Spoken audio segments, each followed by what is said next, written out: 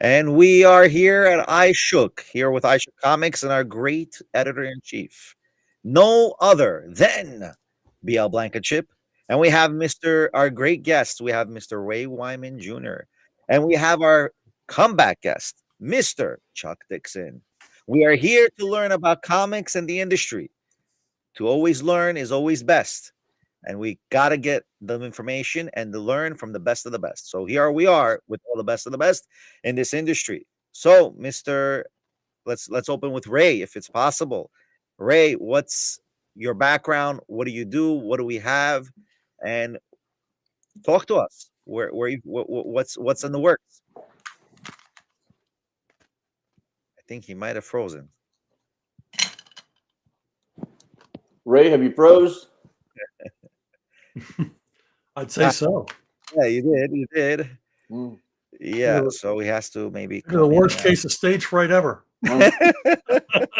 Chuck, do you have this effect on a lot of people? Is that what this is? No, I don't think that's the case. I don't think so. Yep. So Ray, while he's trying, he may need to cut out. There he goes. He's moving.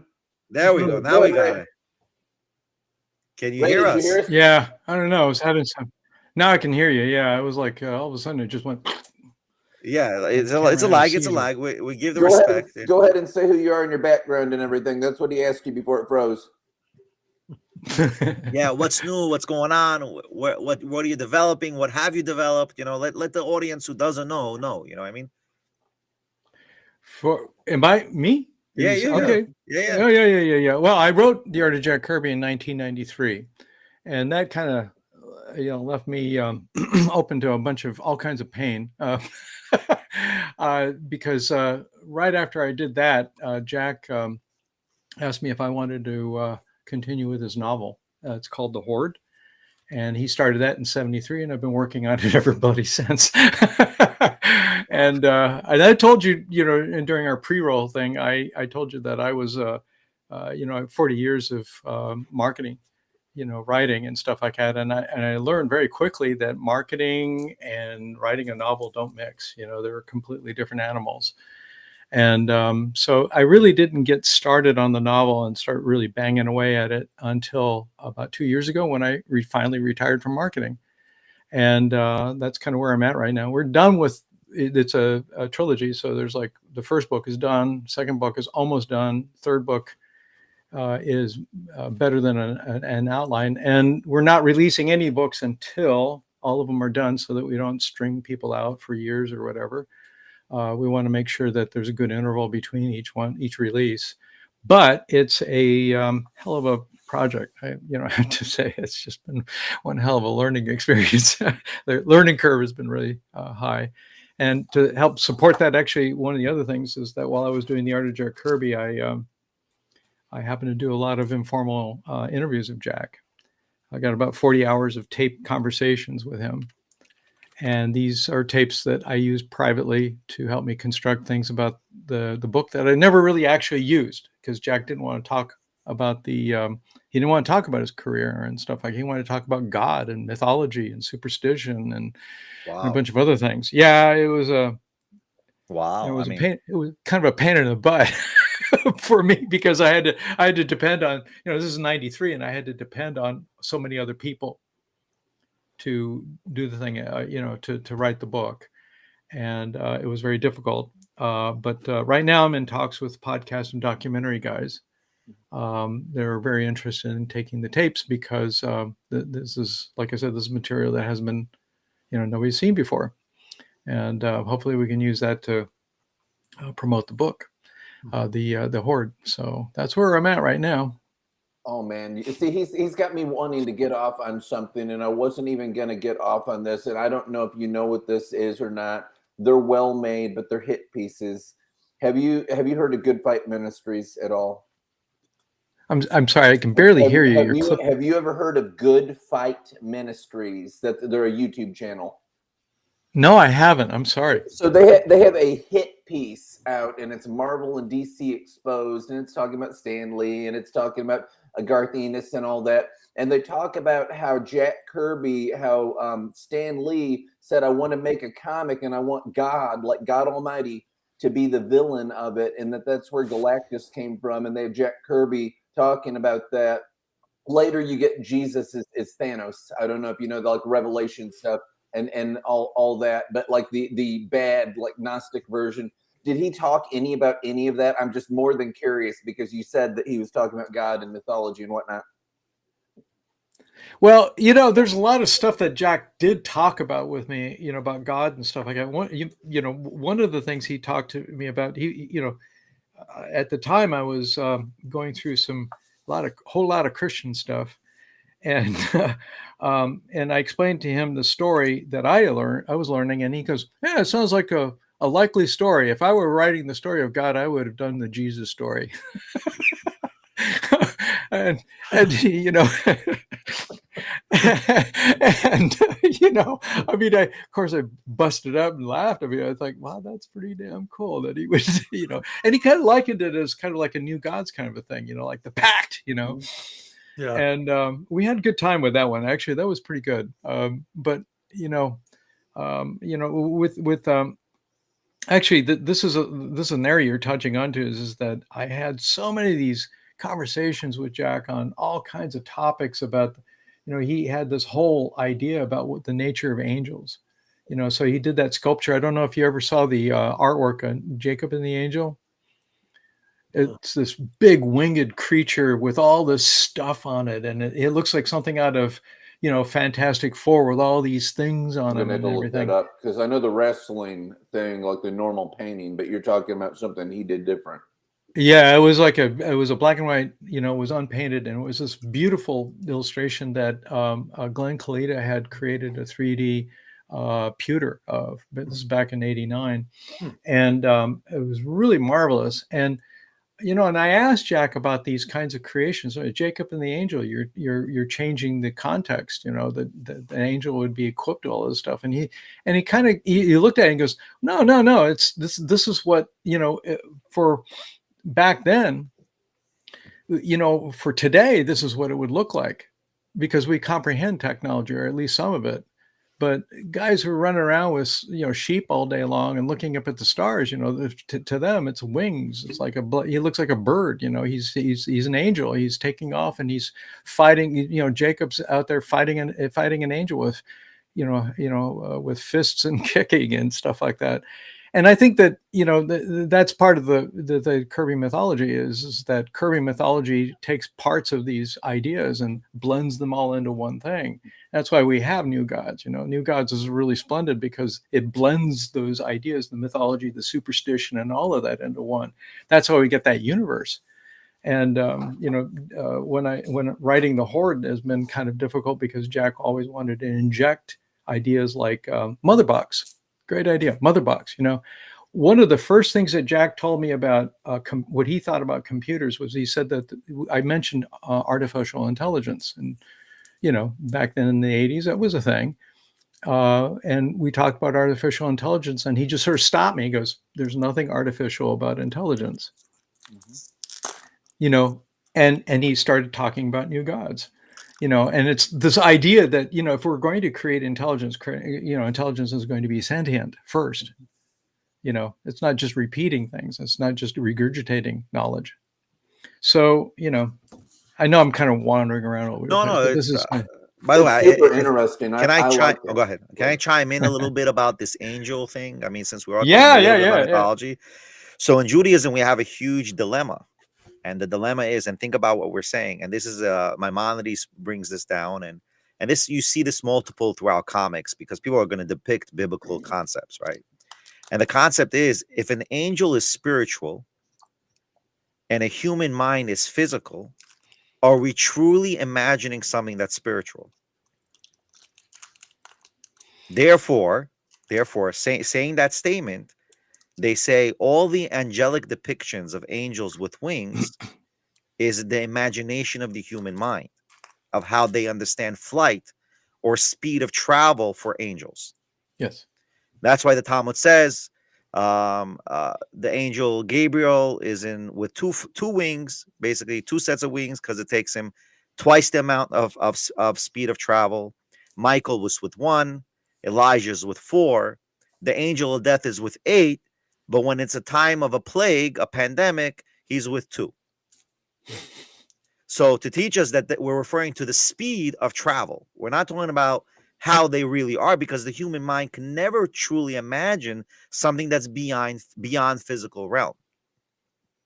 I don't know if that makes any sense. I just wanted to get it out there in the comics. Like, if people are going to actually create comics, think about, the Jewish or Judaic understanding the Kabbalistic point and and you the know that Jack Talmudic Kirby point. was Jewish, right? You do realize Stanley. No, I did not. I Kirby don't know were who Jewish. Jack Kirby is, guys. I just They're Wow. both Jewish. Yeah, I don't know. Remember, I'm not in the comic sphere, right? I'm not in the comic sphere. I'm in the I'm in a Jacob different sphere. Kurtzberg was his real name.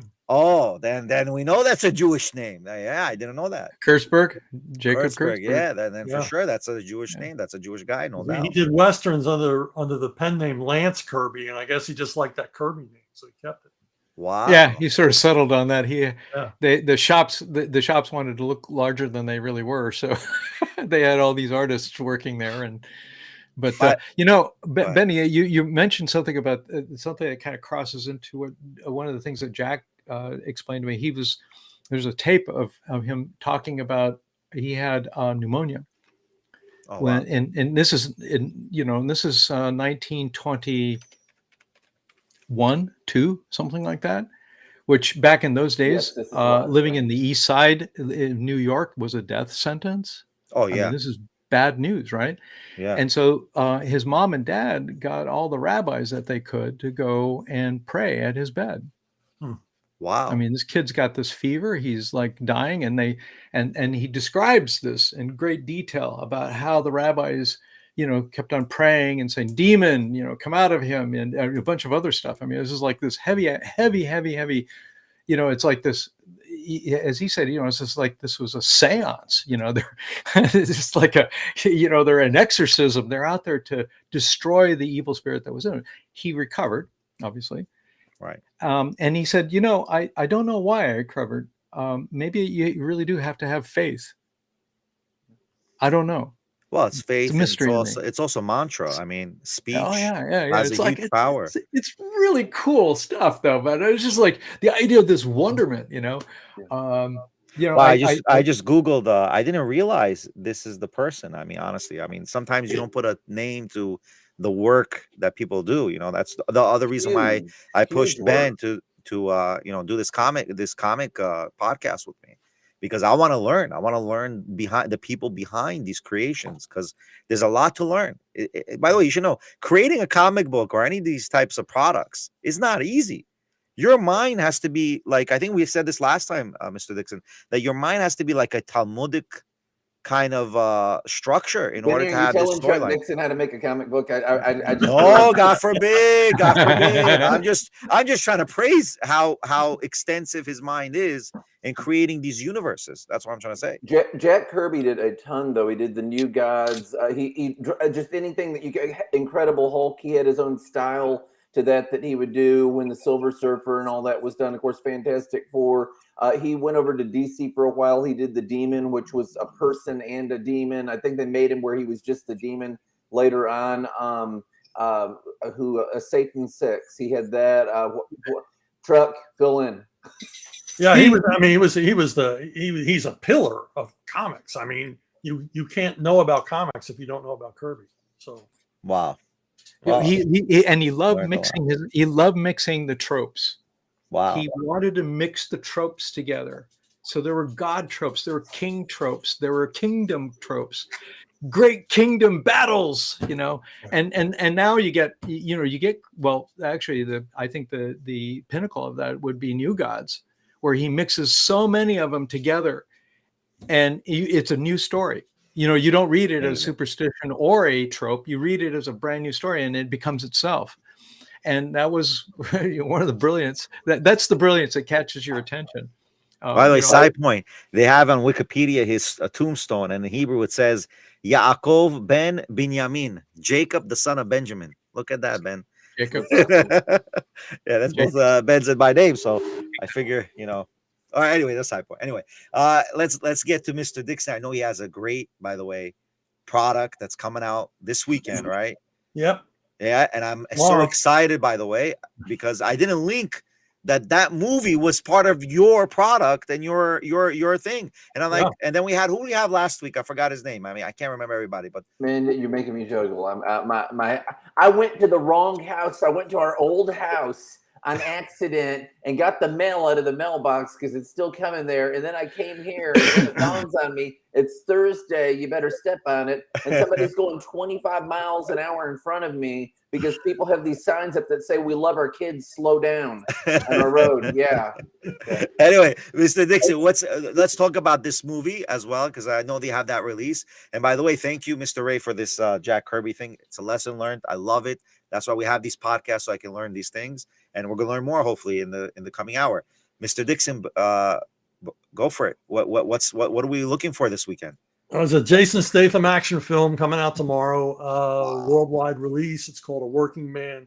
It's based on a novel that I wrote, 10 years ago, called Levon's Trade. It's part of a 12-book series, the first book in the series. And I'm hoping for a big opening weekend because they're already talking sequel if it does well. So wow, I think it's going to do very well. I haven't seen a Jason Statham movie that didn't do well so far.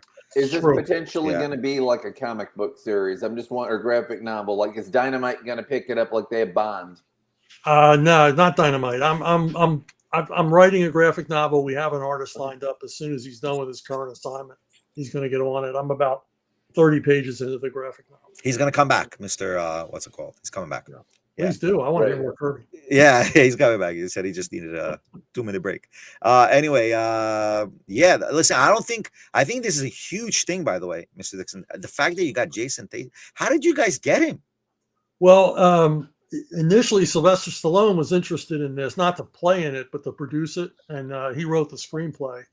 And, I sent, we had sort of a working relationship, or we'll still do. And I sent him the books. I sent him every book I'd written, and he really liked Levon Cade. And he tried for a while to get it made into a TV series, and then COVID happened, and the writer's strike happened, and it was like everything was in the way. Yeah. And then one day he said, I was talking to Jason Statham, and Statham said, "I'm looking for a new franchise." Sly said, "Hey, how about this?" And he looked at it and he goes, "Yeah, I like it. Let's do it." I feel energy. This is going to be a franchise. I'm telling you straight up. I feel it. Well, we're all hoping for that. I tell you, because I haven't seen all the movies that Jason Statham has been in. I mean, he has several franchises. He has several movie franchises that he's been in. I mean, I don't think Fast and Furious is more than a franchise. That's like, right. So how many? Like, it's like 9, 10. They're coming out with the next one. 10th one's coming out. Yeah, it's a phenomenon. Yeah, I don't think anyone has there been any other movie besides this with 10. I don't think so. I don't think so. No. Right. I think they beat Star Wars. They beat Lord of the Rings. Yeah, you'd have to go back to the 30s and 40s to find a string that long. So yeah, Tarzan or Charlie Chan or something like that. Yeah, definitely. Yeah, wow, that's a feat in itself. It is. Wow, and the fact that Jason Statham was involved, I think that's a huge boost for this comic, and I mean this book that you wrote put together, and this whole storyline. Right? Yeah, because he's a true international star. I mean, they'd love him in Asia. So, I mean, you have to get him, by the way, to get his likeness into the comic if you do a comic on this. I'm this way and that about that idea. Oh, all right. Tell us why. I mean, I don't know if you want to say it. I don't know. People say to me, "Oh, are you going to be upset if they change things in the movie?" Well, they did change things, but it's not like they make the changes for the movie and the book disappears. I mean, the book's always going to be there. You can always go back and read the book. So, I'm not upset. They made some, it's a different medium. One's a book, one's a movie. And when I do the comic is going to be a comic. It's going to be different from the book. So, as you shift to different mediums, you make changes. They're required for the different audiences for each one. You just blew my mind, by the way. I'll tell you why. Because many writers or content creators think that there has to be a sequence from movie to book to comic to any other type of genre content of the same product, right? Right. The reality is it doesn't. It doesn't. And we have a person who's telling us this and experience. Guys, it doesn't have to be the same. Like, no, it doesn't. I love that. or there's a timeline. I mean, look at that. I mean, a lot of stuff that Jack would. One regret I have for Jack is that he did not get to see any of the Marvel Universe stuff explode. I mean, the last film he saw was that god awful Captain America one with the applique ears on the cowl. Yeah, back then. And so for him to see some of these special, I think he would have been a little overwhelmed by some of it, to be honest with you. But he and the other thing too, he was never. Jack told me that property. He phrased it like this. He said things have got to change because we change. So if they changed the Hulk from green to gray, that's because everybody wants gray. And he wasn't really stuck on the canon of something, it was more about what does the audience want? He was very much an audience guy. He was very much about fulfilling the audience and making them feel like they were being listened to and that they got they got what they wanted to see. But then again, this is Jack Kirby we're talking about. The guy, sometimes he would put 3 buttons on Thor, sometimes it would be 6, sometimes it would be 12, So, the dude had his flexibility, but the point is taken though, is that creativity and changes, you change, we change, everybody changes. And if we just kept on regurgitating the same old thing over and over again, it would get bloody boring. And we wouldn't get new audiences. I mean, imagine if Star Trek were exactly the same way as it was in television in the late 60s. That stuff is just not going to, it's just, we want to see new stuff. Yeah. So that's my 10 cents. But they haven't changed the culture of a Star Trek environment. Oh, yeah, they have. The old Star Trek, the original Star Trek and the current Star Trek. I mean, people hate it. I mean, what happened? Well, so let's take an example, because this is something we've been asking every person who creates content on our show, and anyone can chime in. Obviously, we asked this question multiple times. You have the Disney debacle with Snow White. You have that's because of the woman that they cast, and because she offends everybody and makes them right. That's one thing. Yeah, but what's bad is you got to consider that this person was hired way before that they went to doing it, and then these bombs dropped. So I do feel bad for studios, because she was what was it, the Hunger Games? I mean, she was like a darling in the Hunger Games, and it's right. Like, we need to hire this starlet. And then people hire her, and then she like blows up their property in a bad way. Right, but don't forget another thing is they did not call the dwarfs, they called them bandits. So they did change the storyline, and they changed the characterization of the individuals, right? Yeah, and then you have the same thing with Lucasfilms and the whole debacle with a few of a few of the Star Wars films that people were not too impressed. I mean, the Mandalorian actually did very well. Mandalorian. Andor is absolutely splendid. I mean, but all the other ones were disaster. All the rest of them were disaster. Yeah. So how do we balance that? That if you have a content, you got to conform. But I mean, come on, there's a limit. You know what, Chuck? Let me ask you a question. What do you think is the most important ingredient to a good property? I mean, like a good franchise? Yeah, a good story. I mean, too many times, exactly. 100%. Too many times in a franchise, they keep remaking the first movie over and over and over again. Why are we tired of Superman? We're tired of Superman because we've seen Krypton over and bloody over and over and over again. And, the only thing that rescues Batman is that the last several films, they decided to avoid the murder on the street by mom and the pearls bouncing on the pavement. I mean, come on. How many times do we have to see that, right, to get the idea? And I think that's one of the really cool things, like, for instance, Star Wars you mentioned. Well, Andor is all about showing people who these characters are. It's show, don't tell, right? Show, don't tell. So we get a lot of show. We're getting pain. We're talking about a revolution. We're talking about people. This is an adult version of Star Wars. This is not some fuddy little thing with fuzzy animals and costumes and stuff like that. This is like people are getting blown up. People are getting shot and stuff like that. This is about a revolution. Ray, and I loved Rogue One. Rogue One was awesome. Yeah. That was a new one. And when I was a kid, I would watch the Star Wars movies at home that was on Endor, but they had horses and all that. Basically, it was Willow with Ewoks. Yeah. Well, no. When I went to go see, all right. So this is a true story. I'm in the audience, first time show of what's the Empire, not Empire Strikes Back. Return of the Jedi. Return of the Jedi, and we see those damn Ewoks with their feet. And this is opening night, opening week at the Chinese theater. And as soon as I saw those feet and they're tooting those horns, da da da da, I yelled out, "Teddy bear feet." And the entire audience just busted up laughing because, and I'm one of those guys. Everybody busted up laughing because it was a, come on, that film was like not very much better than all of the Anakin Skywalker stories. I mean, that's one of the reasons why people just got tired of Star Wars. They did kill everybody in it, though. They killed so many people. That's it. You know what? That's the point. That's a great story. That's what Jack fought for. And that's why, you know what, when he did New Gods, I mean, everybody's at war there, and everybody, there's moral ambiguity. Everybody's morally ambiguous, right? They don't have clear moral. Even Highfather is caught like going, well, and I think that people get that. I think that people understand why we like stories that are more like us, and that's one of the things that I learned from Jack was that, we don't want to see a classic story written in a classic way. We want to see a classic story written in our way, what we feel like, I wonder, did he ever comment to you? Because I like the character. I like the way the character originally was, and he was paid to change it. Wesley Dodd's Sandman. He gave him the sidekick and made him look more like a superhero instead of the trench coat and the fedora and all that. Yeah. Did he comment about that? Well, no, because he didn't like to talk about that stuff. He wanted to talk about gods and stuff, I mean, it was hard to get him to do that.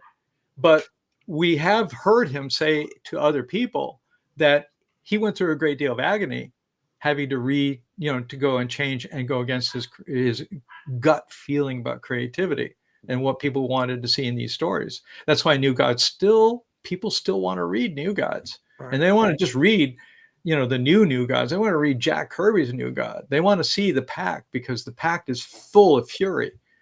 And and that's, I think that's the key is that, when you look at the pure storytelling thing, and this is the same for you guys, Chuck, this is why your story is so fucking awesome is that it's fury.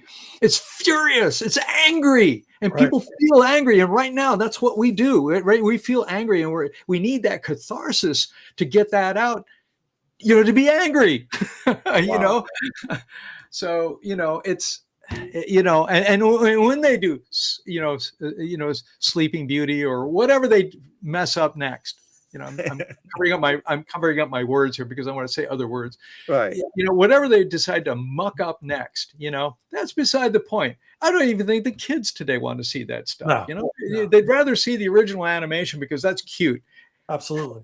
The part, one of the things that I remember saying is that why did Shrek do so well?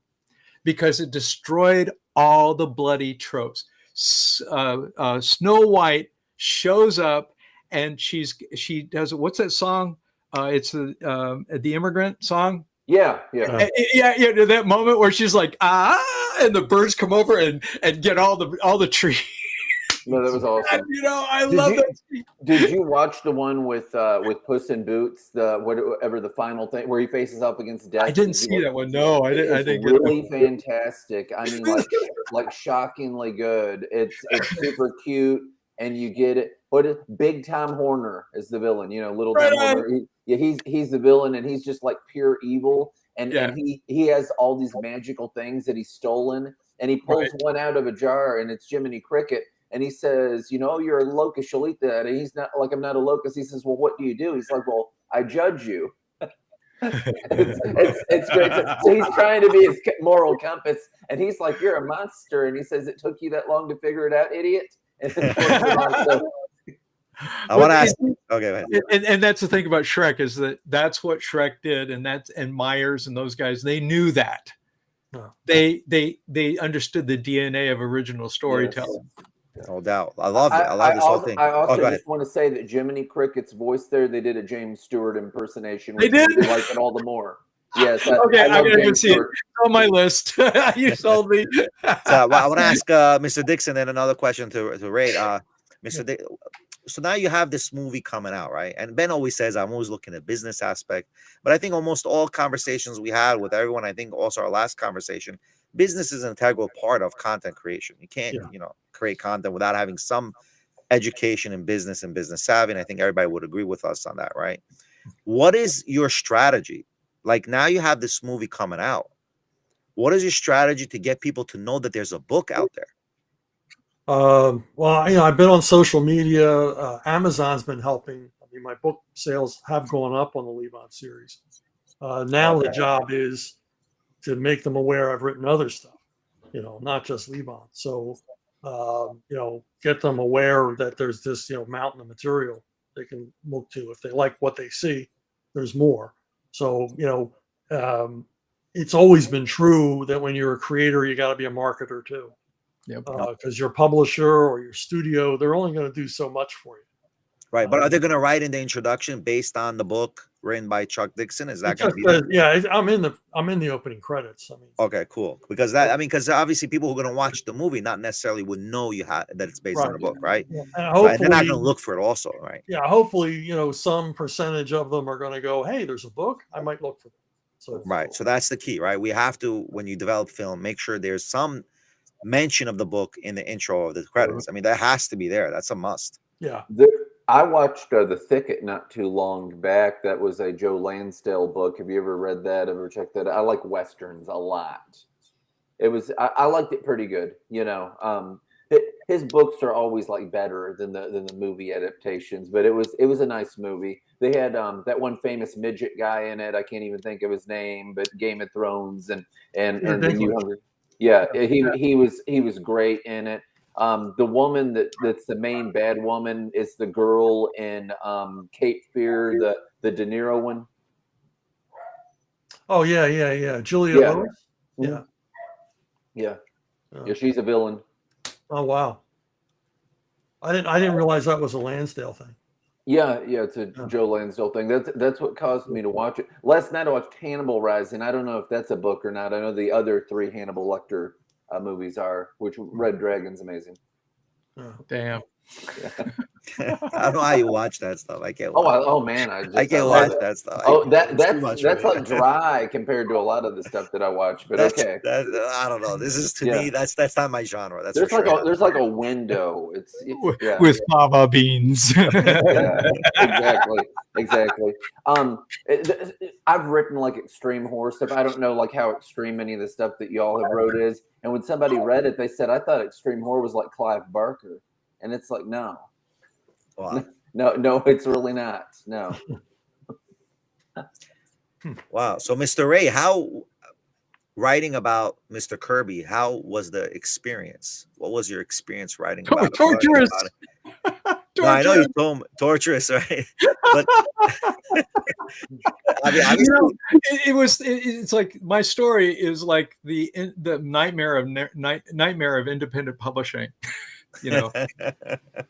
Because I was an outsider in the comic book industry and nobody wanted me to do the bloody book. There was only one guy, actually there's only one person out of the whole crew that really, really helped me out, and that was Greg Theakston. And I don't know if you know who Greg Theakston was, but Greg Theakston was an angel. I know that people malign him a little bit about this, that, and the other thing about, the Betty Page stuff that he did. But he invited me to his home in New York. I sat down and I talked to him many hours about Jack's life, Jack's history. If it were not for his treasury books that he came out with, I would have been absolutely bloody clueless. And the thing is that, and when I say other people didn't want to help me, Roz gave me a bunch of names and numbers, and she said, go talk to these guys. And these guys were really just, they did want to, they want to help. They would talk about why they should be doing the book. So, it became kind of a challenge. It's one of the reasons why it took me 3 years to put the book together. But, by hook or crook, and with great support from Kevin Eastman, I mean, God, if it were not for Kevin Eastman, it never would have happened. Okay. And a lot of people, give me a lot of grief about the Kevin Eastman cover that's on the Art of Jack Kirby. And, let me tell you, the reason why the Art of Jack Kirby has a Kevin Eastman cover is because the dude paid for the book. Yeah. And he was also very, very involved in the Kirby family. He was their biggest booster. The dude was making a buttload of money on Ninja Turtles, and he was totally generous. He went to the Kirby house. He bought artwork from them. He did a bunch of other stuff that he didn't need to do. He was a solid supporter in the last years of Jack's life. From 88 till 88 till Jack passed away in 93. And I think that and he continued to support Roz Kirby too, even after that. So I think that and when I say it was hell, it was just because there was a lot of responsibility. And when you're an independent publisher, Chuck, right? Mm-hmm. You got to promote everything, you got to do everything. It's pushing a rock up a hill all day long. It's a Sisyphean struggle. You're pushing this bloody rock up, and so you're writing it, you're proofreading it. You shouldn't be, but you are. I have all these years in publishing, and I couldn't do all the things I knew I was supposed to do, like have a separate line editor and stuff like that. I swear there's so many typos in that damn book, and so it's like one of these days. What I want to do is I want to put all the lessons that I learned in doing the Art of Jack Kirby and explain to people that this is how bad it can get. It could actually get a lot worse. It could have gotten a lot worse. I could have not been able to publish it at the end of all that effort. Right. But I was able to. That was a good thing. And now I'm doing the Horde, and lessons learned. I've got a book full of ISBN numbers. I am doing my own publishing. I'm doing my own artwork. I'm doing my own stuff. We've hired a line editor who's going to look over this book like with a fine-tooth comb and make sure we catch every bloody typo. And still there will be some. One or two always escape. Always, yeah. I remember reading a Linda Bardugo book. I forget which one it was. It was a King of Crows or something like. No, it was Six of Crows. And in Six of Crows, this is a self-published book, right? And Linda Lee Bardugo she's really a great writer in fantasy. And right there, in about the fourth or fifth page, like is spelled with L-L-K-E. Capital L, lowercase l, K-E, and those are the ones that you miss, Yep. So and you can't see them if you wrote it. For some reason, you're blind to your own blind. You're totally blind. Yeah, you miss misspellings, you miss missed phrases, So, but this time around I've got a good crew, and so lessons learned, and it's a lot better now, I hope. And as far as that, Chuck, as far as that, promoting your book, the social media is the only way to go. I've been, and even that's unreliable. Because it is. It's totally. But it's frequency. But and I try to talk to a lot of people about that. Just to mention to you, in social media, like you can have 1 million followers, even 2 million subscribers, but usually the rate on return is 2 to 3%, even 4%. It's not that high. It's not that high. Yeah. People think because you have millions, you're expected to have tens of thousands of views. No, it's an uphill battle in social media every single day. It's not easy. It's very hard. And very few make it, like a Patrick Bet-David or Joe Rogan, where they just pop up stuff and but they work very hard for it. I mean, they're consistent. It's very important to be consistent. But that's their sphere, though. You see that they influence that. That's true. Yes, that is for people like myself and Chuck, and a lot of other creators. We don't have that because we're not always on social media. Well, you can't be. You guys are developing. I know, right? Work. I mean, you can't be writers and doing what you're doing and also being social media influencers and moguls. Yeah. I mean, honestly, it's very hard to do that. Well, also, you have to be willing to do the kind of material that seems to attract attention, which I'm not willing to do. No, don't sell yourself out. And Don't and sell Chuck, that yourself. you nailed it right to the head. Is That's it. that you're only there. Social media is like being on in a car on a freeway and trying to catch all the billboards. Yeah. Shoosh. By the time Right. you see it, it's gone. But Right. the one thing I will not do, and I have tried already with a couple of books that I was, when I was working in marketing. Books and advertising on social media is a big zero. So don't do it. I don't care what anybody says. They got all this kind of scheme. Well, that Oh, depends. No, that we depends. got By the the way. scheme. We know how to do it. You'll No, spend but 10,000 TikTok. dollars. No, don't spend no 20. 10 grand. But TikTok Yeah. is built in a way that it sells books. By the way, Yeah. it's very high numbers in book sales. Advertising in social media for books. TikTok shop. No, if you do a TikTok shop, you can get it done. TikTok has a good ROI, by the way, and I'll it's take a easy to be look. done. You I'll should take a at look. TikTok. I rely on my I had- email list. Yeah, I Yeah, have. there's nothing better than an organic email list. I've had Nothing is people- as big as an organic email list. I've had people come to me with like marketing stuff before, and and my big thing is that I want to know that they have that particular audience's ear. So if I'm trying to sell a comic book, it's not going to do me any good if it's on a YouTube channel of somebody that does not have that audience. But if it's somebody where that particular audience like cultishly follows them, regardless of what it is that I'm selling, that's the person that I want to do it. Not like a video about this way over here and then I'm doing that way over there and expecting that I'm going to get a bunch of customers. They're not hitting my demographic. That's right. That's right. Yeah, and it's kind of a you're chasing after the audience where they go. There's a lot of stuff written about about guerrilla marketing, and one of the truest things about guerrilla marketing is that the audience transitions, they move around, and you have to predict where they're going to be, and so you create content just for them, so that they're attenuated to your product or your service or whatever it is that you're trying to do. So in the case of a content creator, what are you trying to do? Well, I'm trying to attract the attention to Jack Kirby's legacy. Yes. So I'm doing a podcast. I'm relying on the podcast of helping me get a lot of unearned audience share. Well, remember one thing. I'm sorry to cut you off. I'm not a crazy person that knows everything about comics, right? I have interest in comics. I grew up with X-Men. I grew up with comics. I grew up with this, kind of reading things, right? Reading those types of genres and topics. But remember one thing, the fact that you're on here, you bought me as a new follower, right? Mr. Dixon bought me as a new follower. I'm not in your space, but because you came on the show, you just got another follower and another person who's going to purchase. So what I'm trying to say is don't disqualify always the type of people that your audience is. I say Ben is 100% right, by the way. You have to follow the market of it, but you also have to think about it like a retail store. Kmart, not necessarily you could sell comics, but I think we had a conversation before. Is Kmart a thing anymore? I mean, no, well, I grew up with Kmart, bro. That's a bad example.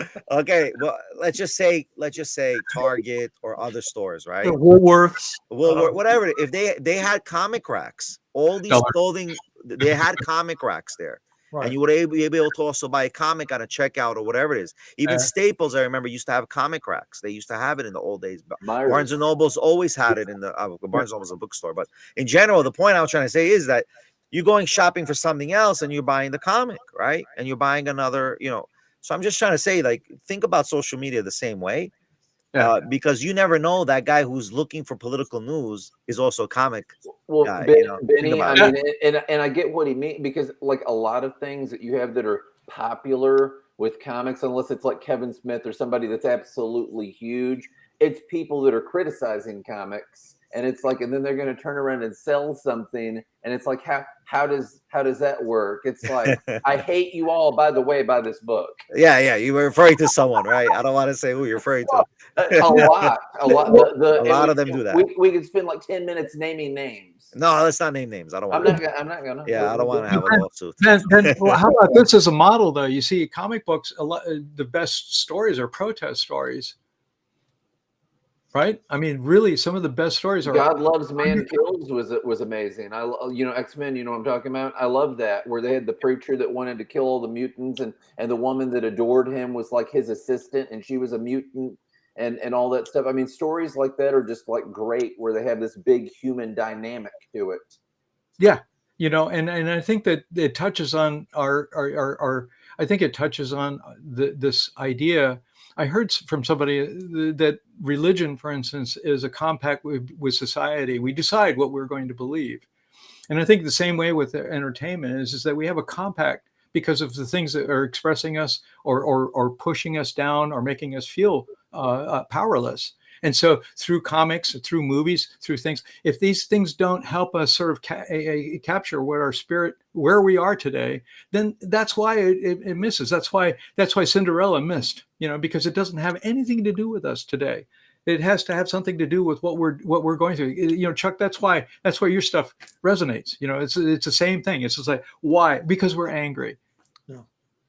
Yep. We're angry and we need a catharsis badly. We need to, there's a lot of people out there that don't want to do it, another way. They want to see it on film. They want to read it in a comic book. They want to understand it. They want to, they want to understand their own emotions, Right. And that's, again, it's a Jack Kirby lesson. It's like, we are what we entertain ourselves with.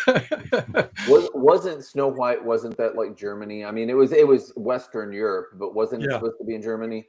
Yeah. I mean, a lot of those were, that's all those fairy tales until you had Sleepy Hollow. And then that's like a small place in New York. That was the first American fairy tale.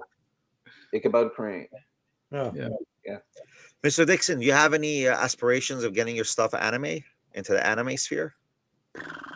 No, not really. I mean, I'm a comic book writer. I mean, I only started writing prose novels because I wasn't getting enough comic book work. So I don't really have any aspirations beyond what I'm doing already. No, I mean, if people approached you and say, "Look, we want to make an anime," approached me and they got my name right on the check. Yeah, let's go. well, maybe we got to talk on the side and figure out how do we get a good check for you. Chuck, when is I don't know if you can say this or if you get an ETA. When is the next Horseman coming out? It should be soon. I mean, I'm writing the 4th one now. Ooh, so we're going to be on a regular basis. I know it's already drawn. I think it's being colored and everything else. So, I mean, they emailed me last week to make some corrections. So I know it's almost completely produced. Wow. So they're stepping up their production. We're going to see new stuff every couple of weeks. Massively. Every couple of weeks? How do they do that every couple of weeks? Oh, well, first of all, they hired me. And secondly, they're starting to break the graphic novels into 2-parters. Like they're starting to break, them into 48-page issues because that goes down easier with their readership. So, we're going to see more frequent publication. Because they've got me, the Saskas, Eric, Mike, and then some of their own people, Caro Brown and Andrew are also starting to write. So we've got a really robust writing crew. What is Caro writing? She's got like this sci-fi thing. I think it's called The Redeemers. I'm not sure. I keep asking them to send it to me so I can read it. That's awesome. That's awesome. Yeah, I'm excited about the Horseman. When Ray, I don't know if you know, he's kind of like a Punisher sort of character. He's that kind.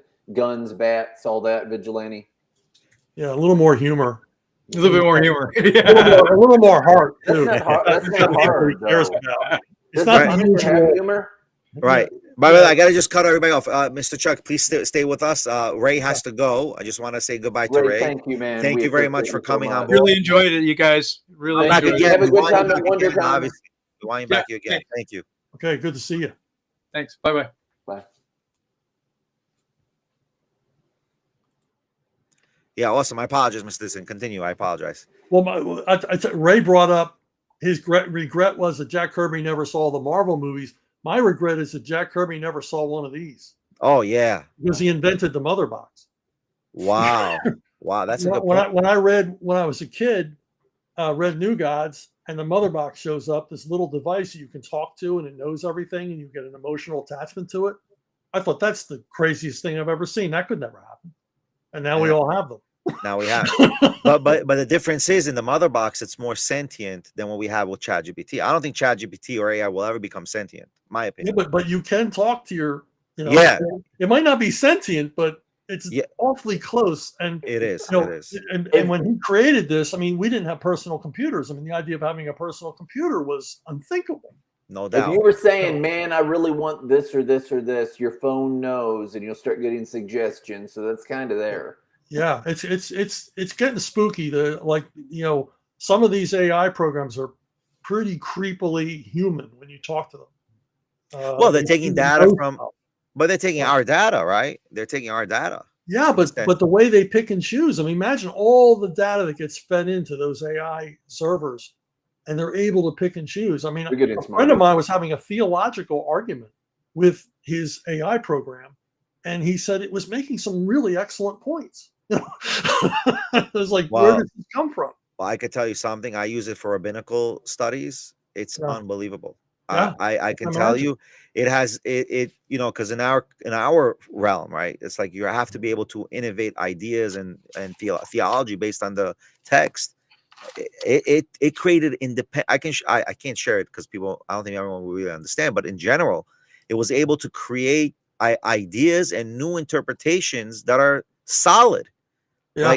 like very solid. Can you imagine that? Like, and I'm like, yeah, I question whether it's sentient or not, but I know that it can't be because it's definitely picking up from other sources that are already pre-existing and modifying the way it's being delivered in verbiages. I mean, because the way you should know this both as writers, you can present an idea in so many ways and so many different words, but the delivery is different. Yeah. I mean, we are sentient, and we have a hard time doing this. AI apparently doesn't have any problem sorting through, mountains of material to come up with a conclusion. Yeah, but the reality is AI can't work without our prompts. Well, right? yeah, but it's sort of sorting It's it. smart. for us, It's sort of smarter because collating it. computers have built computers, have built computers, have built computers. So it's beyond the realm of like just what people can do. They can make Yeah. things smaller and cleaner, and it's crazy. Right. So And the if you problem is we're surrendering a lot of our sentience to these devices. well, it's a huge problem because Yeah, like it I tell really people, is. yeah. So I tell people we use in our rabbinics, we have like 3-4 databases that we use. One is over 150,000 books, and the databases one is a Bar Ilan University database, which is over 3,000 books, and we do like search. But you can't search nothing if you don't know if you don't know the material. If Right. you don't know the languages and the concepts and the topics to know how to search, what words to put on there, you're not gonna know. It's the same thing with case law. When they have those case law texts, like how do you know what to search if you don't know if you're not a lawyer and you're not in the lingo to know what verbiages and combinations of words to find? And I'm sure you guys have it the same way when you're looking for something, right? You know how to put the combination. So you need that human intelligence to really operate the artificial intelligence. No, So absolutely. I mean, all in all, when all is said and done, AI is just another stupid machine. yeah. Right. Are you seeing all this talk and speculation about the upcoming Spawn movie? I mean, Image has, they're trying to get it right this run. Jamie Foxx is playing Spawn. Have you seen any of that? No, I haven't seen any of that. Yeah, they're speculating on what it's going to be. They think that it's supposed to be a trilogy, and this one guy, not anybody that's involved, but he thinks that they'll have him where he's fighting God and all that. Spawn's a jerk, Benny. I don't know if you know that. He was awful to his wife. She tells him that he was a piece of garbage. He punches her in the stomach. She loses her baby. She said, "I left you before that." He deserved to die and go to hell and burn eternally. That's he was an assassin, horrible person, cusses like a sailor. Right. And The closest I got to Spawn, by the way, is just the movie. Because don't forget, my parents didn't let us buy comics or no, that's Marvel cards. It's my uncle who always bought it and yeah. always had it. So anyway, this one like mob guy type person has this ectoplasma stuff, and so it's like, well, God let this happen, so he Wow. wants to go to war with God, but so does Constantine, and God's played out different, not favorable ways in a multitude of comics. There's one place that made that hit piece thing. It's like they didn't even talk about Constantine. They didn't even talk about Spawn. There's a lot of comics that have did that. Right. All kinds of weird things. It's almost like the Japanese games, how they some of the Final Fantasies where you what is it, deicide, I think they call it, where you're like killing God, and it's weird. Well, by the way, just side point, Constantine 2 is coming out with Keanu Reeves. I don't know if you know that. Wow. Yeah, and that's It not was like a true Constantine. That's such a spin-off. The guy well, normally whatever has it is. blonde hair and all They that. they I had the don't first thing successful, and the other yeah, movie I the show like that the was movie fine. successful that was against God in a sense was Lucifer, right? Yeah. Yeah, Lucifer, the that's a Netflix Garth show, Ennis thing. Yeah, right? and And it so, was successful, and they want to now reboot it. They want to continue the oh, storyline dude, again. they were going to not have a preacher. HBO rejected it because they said that it's just so vile and so harsh. But whoever it was that picked it up. But Garth Ennis has he's basically came out and said before that he's a maltheist. He says, I believe in God, I think I hate him. Yeah, that's a maltheist. You hate God. Right. Yeah, he had some book where a guy went in and he slaughtered an entire church, and they said that they thought that was awful. And he says, I wouldn't know, I'm a pagan. And so, he does all kinds of stuff like that. And they talked about that in the documentary. Of course, he's an easy target. And then they had what's his name? Alan Moore, because he does all the praying to the snake god idol and sorcery. And then Grant Morrison, because he does like the dark arts magic stuff too. So they're basically like sorcerer witch people. Like in real life, they write very well, I guess. Wow. But no, Garth is that's his thing. But yeah, it was weird the Stan and Jack stuff. But they talked about that and how Iron Man was made the son of is it Mephisto? Am I saying that right, Chuck? The devil, you're saying that right. I'm not. Yeah, the devil character. How they had a story where they did that, thus making him an Antichrist character. And they broke down and they were saying what all stuff this was. It was crazy, all the details that they had. They talked about Dr. Droom. I'm not saying that wrong. Droom. Yeah, and how that was Aleister Crowley, and how they had Dr. Stephen Strange take his place, and the Scarlet Woman that Aleister Crowley had, and how that's the Scarlet Witch. And they just went on with a ton of stuff, but they didn't highlight any of the good points either. Like I said, it was a hit piece. Every Christmas and Easter, of course, there was something churchy. In the 90s, Marvel had made a thing for Thomas Nelson. That's a Christian book publisher. So they went ahead and they made like the Cross and the Switchblade and Pilgrim's Progress and all that. So you kind of had it both ways. So you can say, is this fiction or is this pushing it too far with various things? And I mean, and people are just going to draw the line where they want to draw them. Like the Garth Ennis stuff is wildly profane.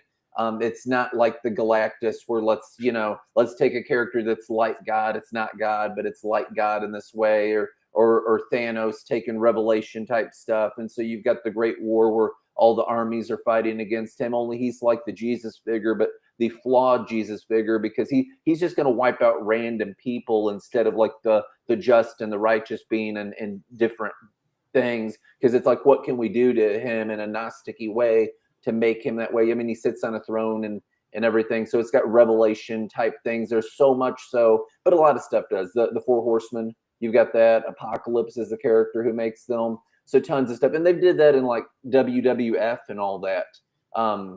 They've had all kinds of biblical type themes. Stephen King's did that in his movies because the Bible's so ingrained in American culture.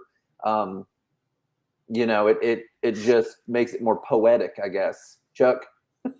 Yeah, I just. Well, I mean, you made a whole Megillah over there. I mean, I don't think that kind of entertainment has any kind of longevity. I don't think over time, that stuff comes and goes, and it doesn't have any real cultural impact because I don't think it appeals to that many people, and they'll watch it, but they never want to watch it again.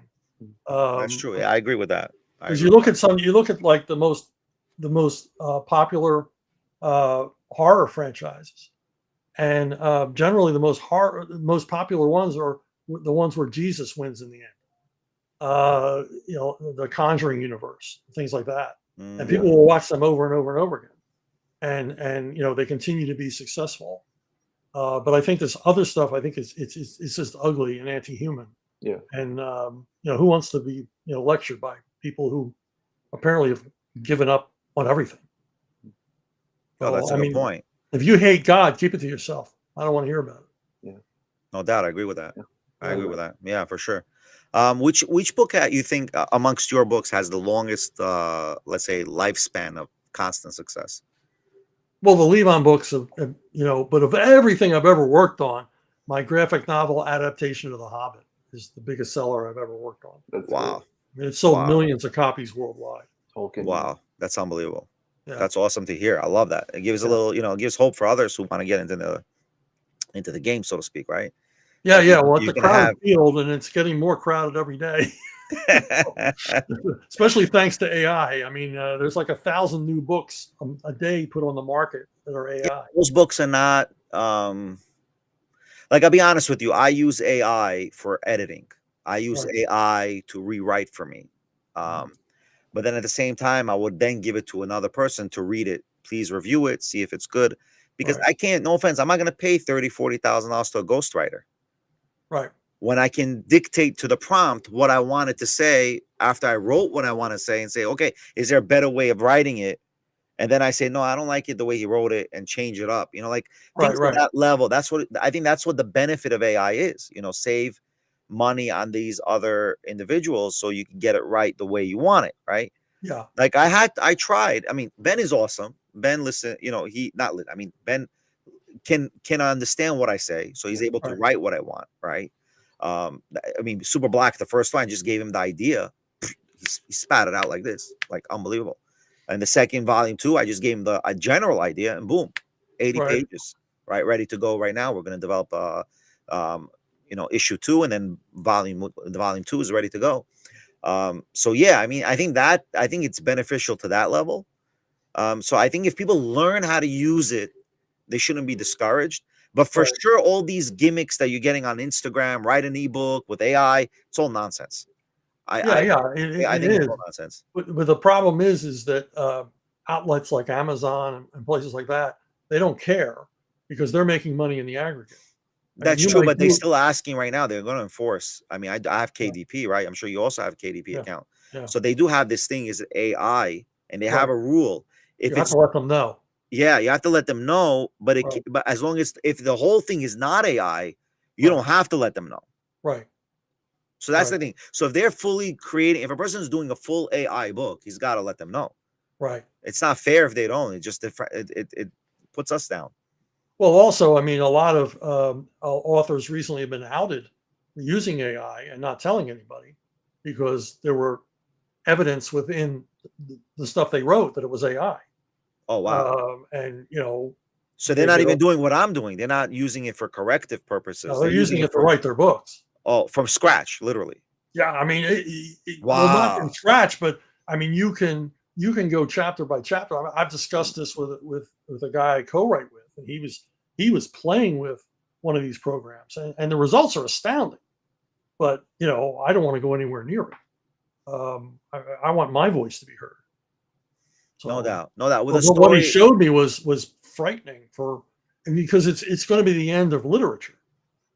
Well, that's for sure. I mean, there's no Yeah. doubt about it. Like, Yeah. but at the same time, like certain ideas that I don't have, let's say, access to research. Like, I'm not going to spend thousands of hours and months Right. to find a certain Oh no, thing that I no. can citate, and it can find it for me, For the right? kind of writing you're doing, it makes perfect sense. But for fiction, it's an No, no. If you abomination. can't create this story on your own, that's ridiculous. No, it's abomination. Of course, it's an abomination. I'm writing more of a spiritual book about how the Oh world was yeah. created, and I'm typing it up first. It's not like I'm not typing it up. It's not like I'm not Oh, no, writing it understood. and then throwing it to AI to make sure I'm delivering it the best way possible. Right. I mean, because I can't hire a staff of 10 people to do it.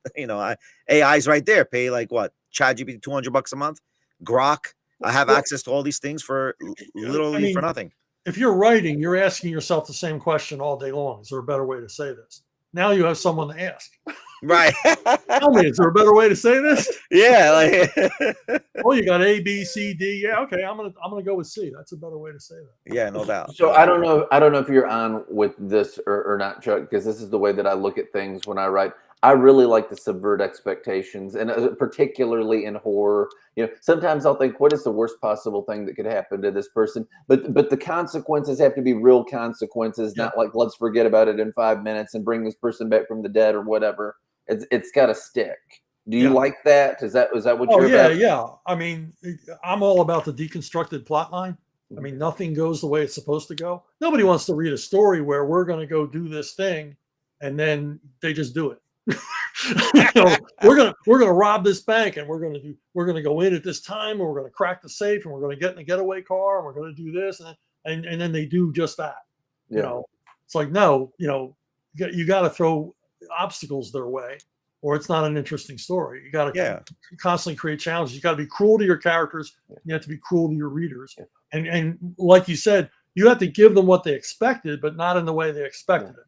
I mean, if you promise them an action-packed thriller chase story, you're going to give them that, but not the way that they thought they were going to get it. You're gonna like Ocean's 11, by the way, and all the whole Ocean's films. Yeah, Like they said we're going to rob a bank, but all of a sudden it's a completely different way the bank was robbed from what you originally thought was going to happen. What is a really hard thing, like when you're trying to do that? So if you're writing extreme horror, and again, Benny, I know not your thing, right? No, it's okay. You can talk about it. But you're writing extreme horror. If you get the ideal that everybody's going to die at the end, and it's in an anthology, every single person's going to have that same ideal. It's just like, how graphic can I make this and all this? One of the nicest things that one of these horror authors had said to me, and mine would stand out because I'd put them all in like the Old West or whatever. I really like the 19th century. So I did Western horror, and then I had to explain what that is and all that. But he said to me, the best thing about you is some of these people in this genre can only write this way, and you can write other styles. And so I was like, that's super nice, because they can, and they're graphic, and I hold my own. There's occasionally there's like a few authors. Wiley Young, he really stands out to me, that I think that the language and verbiage that he uses, that he just comes out ahead of the crowd. But most of us are swimming together. But there's something about that, about the way that Wiley Young does. It's middle initials E.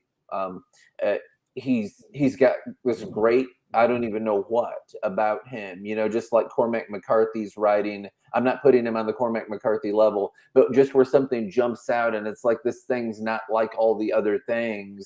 And it just impresses me, the way that he constructs it. Yeah. I mean, I don't put anybody on Cormac McCarthy's level. it makes you humble, because you think, man, I'm doing so good. And when you're in an anthology, and particularly where they have it like as an audiobook and somebody's like reading it and you're sitting there listening to it, it's like, you're not like way up here. You're just kind of down here with everybody else. You're doing good, and you might prefer this story more than the other. But yeah, and one of them that I was in, Wiley, and I told him, I said, I thought that yours just really jumped out. I mean, it was just like, man, Joe Lansdale's a super nice guy. I talked to him too. Would love to get him on the show. He's at that hernia surgery. He's had another one of those. He said that he started doing his martial arts too soon after his other stuff.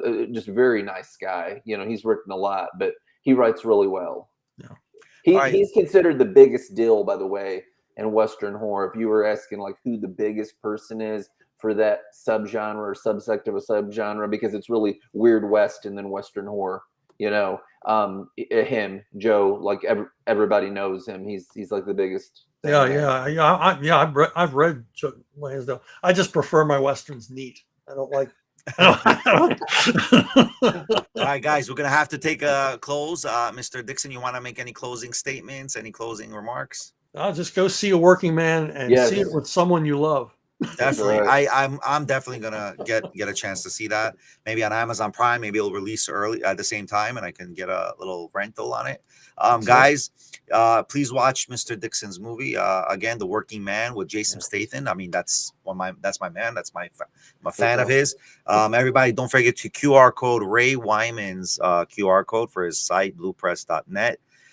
Blue Rose Press, I apologize, .net. And then we have also Mr. Chuck Dixon's X account. Please follow him on X. You can find everything that he's doing there. I'm a fan of his. That's it. I'm stuck with this person. This person is my guy. I'm very impressed. I admire him. Thank you so much, everybody, for also joining on that. And don't forget Ben's Amazon page here. Ray opened up a can of worms with me, though, because he's like, I'm trying to do this book on his comic stuff, and all he'll talk to me about is like God and mythology and all that. And it's like, I want every one of these tapes. I want to sit. It's like let's get the tapes and let's play them and let's have a live stream and have me and Doug Tenaple going wild. All right. And then don't forget Ben's BL's what's it called, X here. Don't forget to QR code our Super Black, and don't forget to QR code our Click Talk apps, so on and so forth. And everybody, live and let live. That's my motto. I appreciate everybody for coming, and hopefully we can do this again. And I'm definitely going to buy 12 series, right? 12 books you said for the series. Yeah, 12 books. Yeah.